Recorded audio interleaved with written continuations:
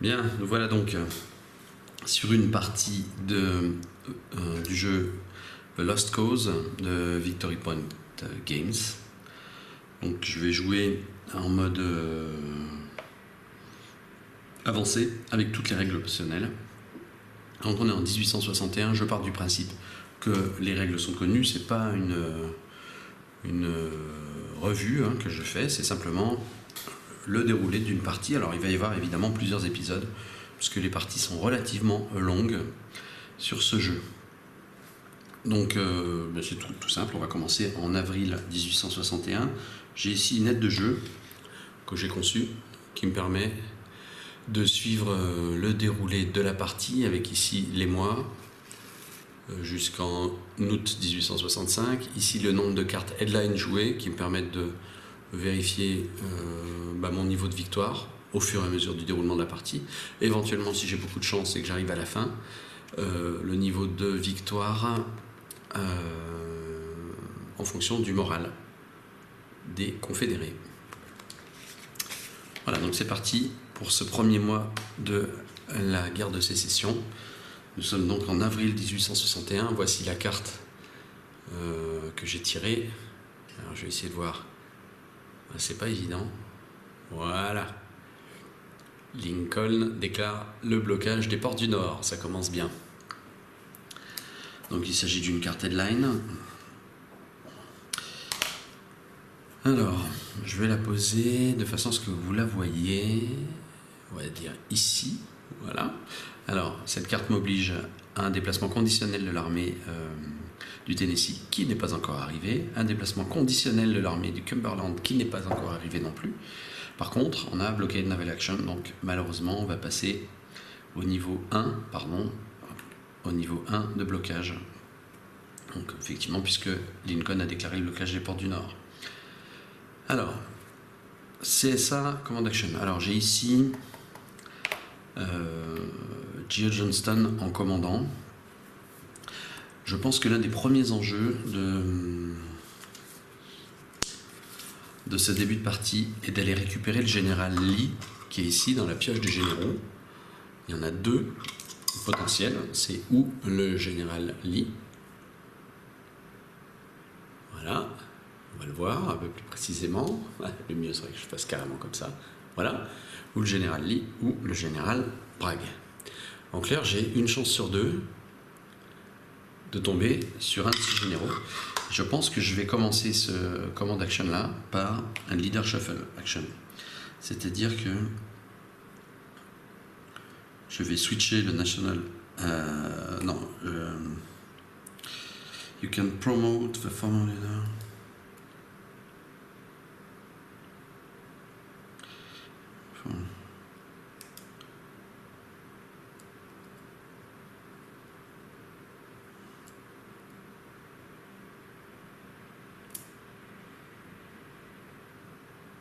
Voilà.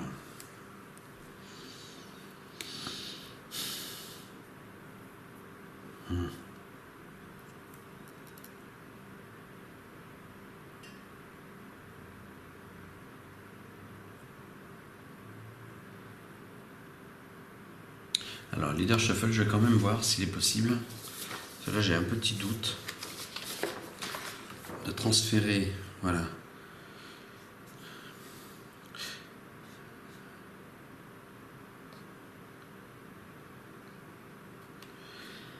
Call up a new leader by drawing a new random. Eh oui.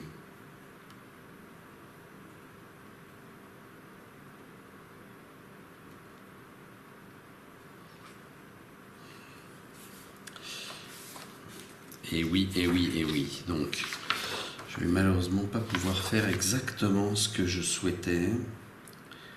C'est-à-dire promouvoir immédiatement le général Lee, si je le pioche d'ailleurs, en position de leader ici, military advisor.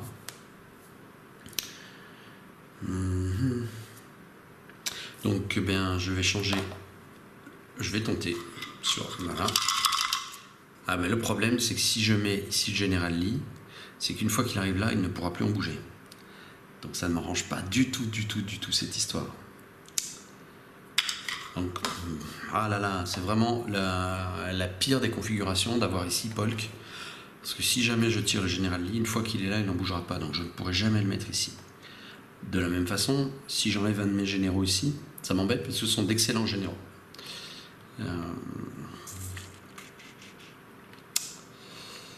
C'est vraiment, vraiment très, très, très embêtant tout ça. Je sais en même temps l'importance des... ouais. Bon là, je vais prendre une grave décision. Je vais sortir... pour Johnston ou Beauregard, c'est pareil. Je vais faire un switch entre Beauregard et... alors là, c'est lourd parce que j'ai une chance sur 2 de me planter complètement. Et voilà, c'est ce qu'il fallait pas faire. Le général Bragg. Donc là, ça commence très très mal. Mon histoire, j'espérais choper le général Lee, mais je me retrouve avec le général Bragg ici. C'est vraiment pas la bonne situation. Bref.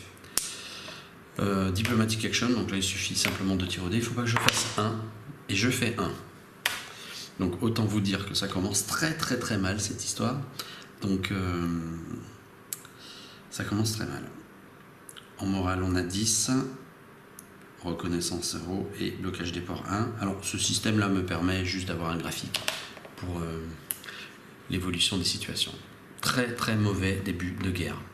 Je pense qu'on ne peut pas faire pire. Mai 1861, donc voici la nouvelle carte.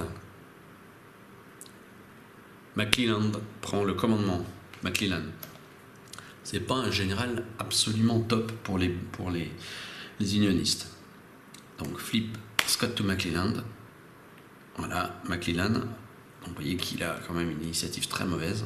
Il n'était pas réputé pour comment dirais-je, son envie de... Enfin, c'est quelqu'un d'assez frileux, hein, surestimait beaucoup d'ailleurs les forces sudistes. Activation de l'armée du Tennessee, non. Activation conditionnelle de l'armée de McClellan, donc l'armée du Potomac, ici. War effort action. Alors, c'est pas mal ça. War effort action.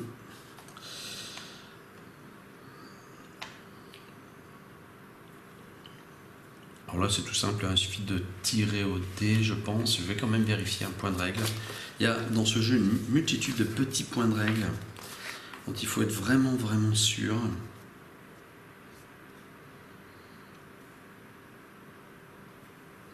Oui. Donc quand c'est pas via un ordre de commandement, ça se fait sans modificateur. Donc ça c'est cool. Faut pas que je fasse 1.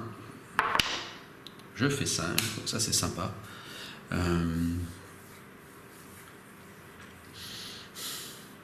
j'ai déjà ici en ressources une torpille. Je vais quand même continuer à prendre des ressources maritimes. Ça reste à mon sens le point faible de l'armée sudiste, pardon. Voilà, ça c'est très très intéressant ce que je viens de récupérer.